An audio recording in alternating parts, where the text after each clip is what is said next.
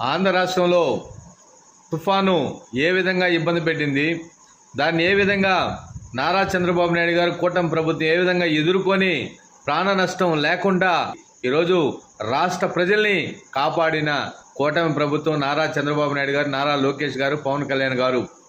కానీ జగన్మోహన్ రెడ్డి ప్రతిపక్ష పాత్ర పోషించాల్సింది పోయి, నా ప్రజలు ఒక్కసారి నన్ను నమ్మి ఒక్కసారి నన్ను 5 ఏళ్లు ముఖ్యమంత్రి చేశారు, ఈరోజు తుఫాను వల్ల రాష్ట్ర ప్రజలు ఇబ్బంది పడుతూ ఉన్నారు, కనీసం నేను బెంగళూరు ప్యాలెస్ నుంచి విజయవాడ తాడేపల్లి ప్యాలెస్కి వచ్చి మా రాష్ట్ర ప్రజల్ని పరామర్శిద్దామని కొంచెం కూడా ఇంగిత జ్ఞానం లేదు జగన్మోహన్ రెడ్డికి.